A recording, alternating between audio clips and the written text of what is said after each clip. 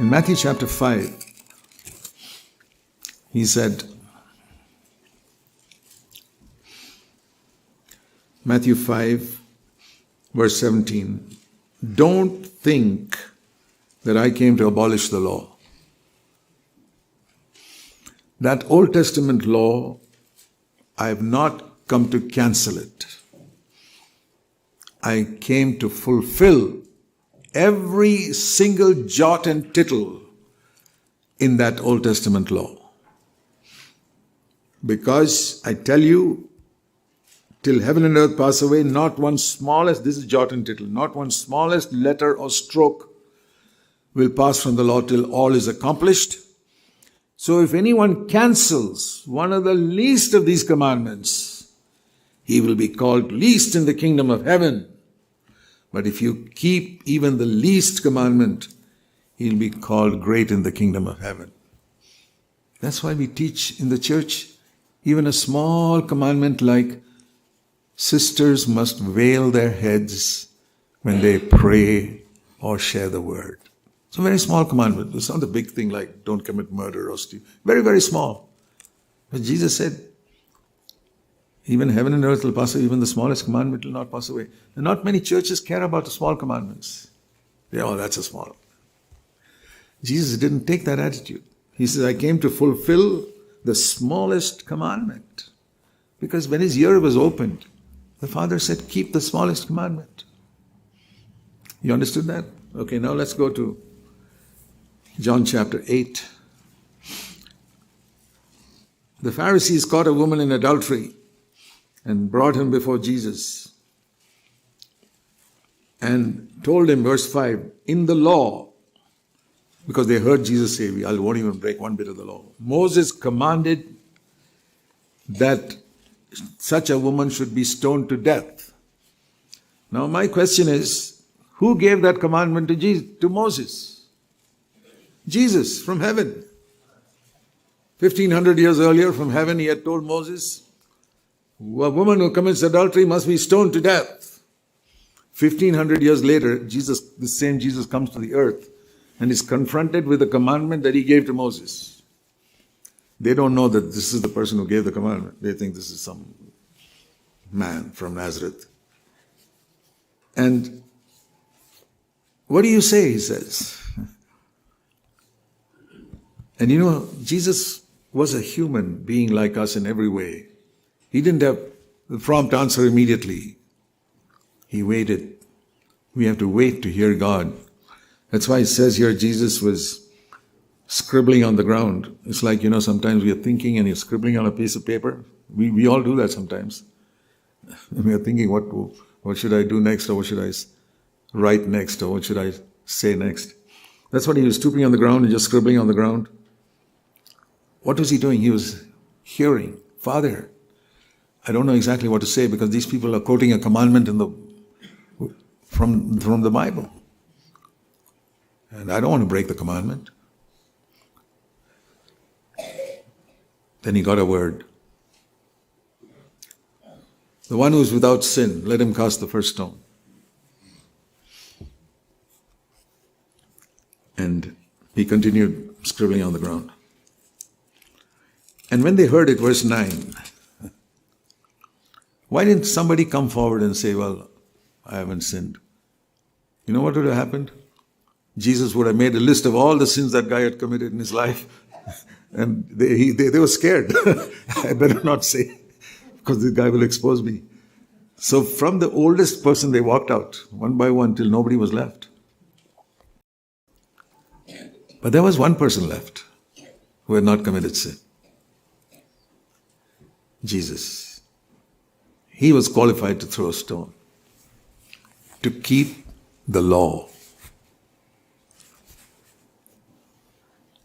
He listened to the Father.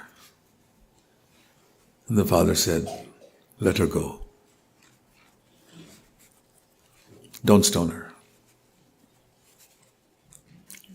A government who passes a law in Parliament has got every right to cancel it.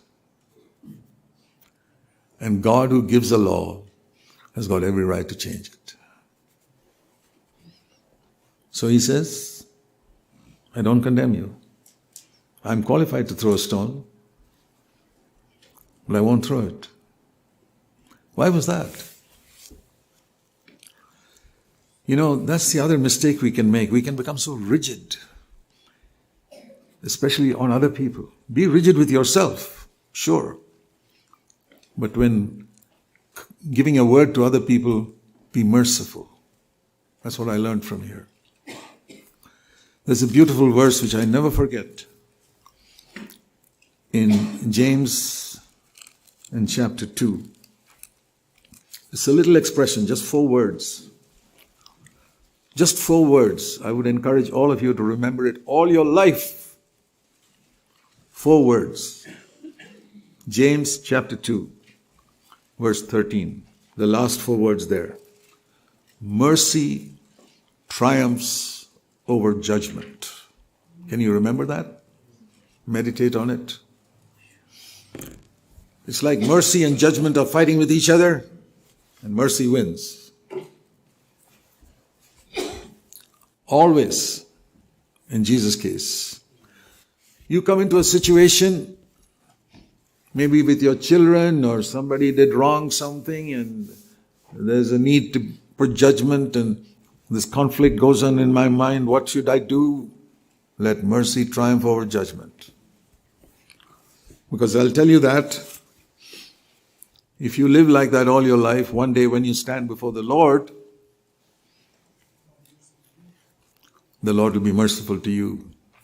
He'll treat you exactly like you have treated other people in your earthly life. You know that I preach a very strict standard.